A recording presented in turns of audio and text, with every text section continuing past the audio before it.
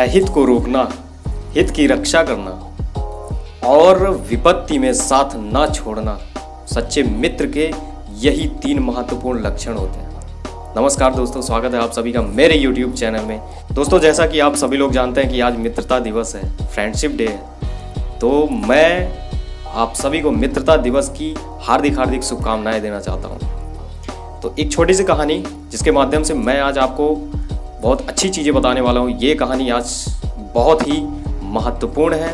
कहानी के माध्यम से मैं आपको आज 2 ऐसे बिंदु बताऊंगा, 2 ऐसे पॉइंट बताऊंगा जो हर किसी के ज़िंदगी में बहुत इम्पोर्टेंस रखता है। अगर वो चीज़ कोई अपनी ज़िंदगी में उतार ले, उसको अमल में लाए, तो वो कभी असफल हो ही नहीं सकता। तो चलिए कहानी को शुरू करते हैं। एक बहुत ही बड़ा घना जंगल था जिसमें एक महात्मा रहते थे। वो महात्मा हमेशा गुणगान करते रहते थे, गीत गाते रहते थे और साथ में जोर से चिल्लाते थे कि जो चाहोगे सो पाओगे। वो जोर से ये चिल्लाते थे कि जो चाहोगे सो पाओगे। तो उस रास्ते पे जितने लोग जाते थे, उनको क्रॉस करते थे, वो उनको सीरियसली लेते नहीं थे। वो उनको पागल बोलते थे कि ये पागल है, कुछ भी बोलता रहता है, चिल्लाता रहता है, ऐसे रोज़ रोज़ चिल्लाता रहता है। तो ऐसे बहुत सारे दिन बीतते गए। फिर एक दिन एक मजदूर उस रास्ते से गुजर रहा था। तो वो जो महंत जो बैठे हुए थे, महंत ने जब ये चीज़ बोला जो चाहोगे सो पाओगे, ये हमेशा वो रिपीट करते रहते थे। तो वो मजदूर जब ये चीज़ सुना तो वो वहाँ पे रुक गया और बाबा के पास पहुँचा। बाबा जी से बोला कि बाबा जी, आप ये जो बोल रहे जो चाहोगे सो पाओगे, तो क्या मैं आपसे जो चाहूँगा वो मैं पा सकता हूँ? तो महंत ने जवाब दिया कि क्यों नहीं, एकदम बिल्कुल पाओगे। तो मजदूर ने बोला कि ठीक है, मेरे को दीजिए, मैं लेके जाता हूँ, क्योंकि मैं एक हीरे का बहुत बड़ा व्यापारी बनना चाहता हूँ और आपके मदद से मैं बन सकता हूँ। तो बाबा ने बोला ठीक है, बिल्कुल दे दूँगा आपको। तो बाबा ने बोला कि अपना एक हाथ सामने फैलाओ। उसने अपना हाथ बाबा जी के सामने फैलाया और उस हाथ में इन्होंने मुट्ठी बांध के उसके हाथ में ऐसे रखा। उसके बाद बोला कि ये वो अमूल्य रतन है जिसको बोलते हैं समय।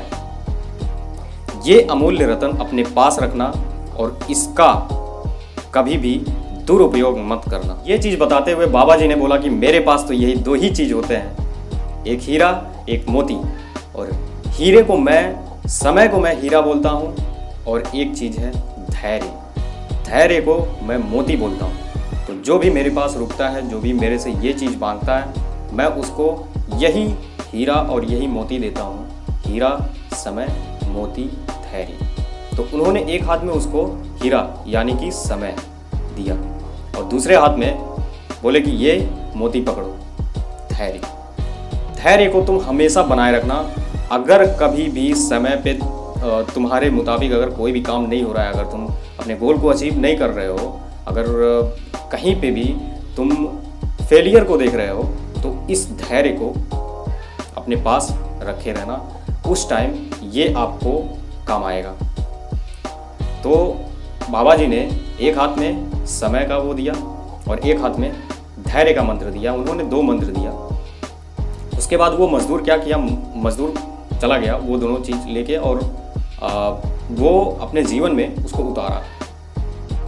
वो इसको बहुत ही सीरियसली लिया और आगे चल के हीरे का बहुत बड़ा व्यापारी बन गया। और वो व्यापारी क्यों बना? एक बहुत बड़ा कोई व्यापारी था, उसके यहाँ पे वो काम कर रहा था। काम करते करते वो सीखता चला गया और बाबा जी ने जो उसको समय और धैर्य 2 चीज़ बताया था कि इन चीज़ों का कभी भी दुरुपयोग मत करना, समय का कभी दुरुपयोग मत करना, और अगर काम तुम्हारे मुताबिक नहीं हो रहा है तो धैर्य रखना, जिसको मैंने मोती के रूप में तुमको दिया है उसको रखना, निश्चित ही तुम सफलता प्राप्त करोगे। और वही चीज़ उसने अपनाया और उसने सफलता हासिल की। इस छोटी सी कहानी के माध्यम से मैंने आपको ये बताना चाहा कि लक्ष्य प्राप्ति के लिए समय और धैर्य नाम के हीरे और मोती को अपने साथ रखें, इसको कभी भी ना छोड़ें और गलत समय पे धैर्य को बनाए रखें, तभी आप सफलता को प्राप्त कर सकोगे।